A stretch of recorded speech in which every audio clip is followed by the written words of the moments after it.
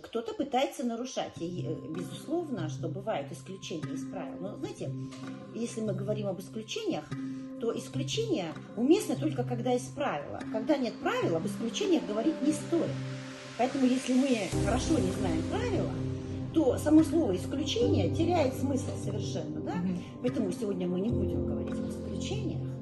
Сегодня давайте говорить о правилах. Как бы вот в этой сфере разберемся. Водители сейчас почти что все, наверное, да? Все это знают. Потом он испытывает невероятное чувство свободы за рулем. Неужели он при этом нарушает правила? Нет. Он едет по этим правилам, он их не замечает. Он легко с ними сжился, они стали его сутью. И он свободен в этих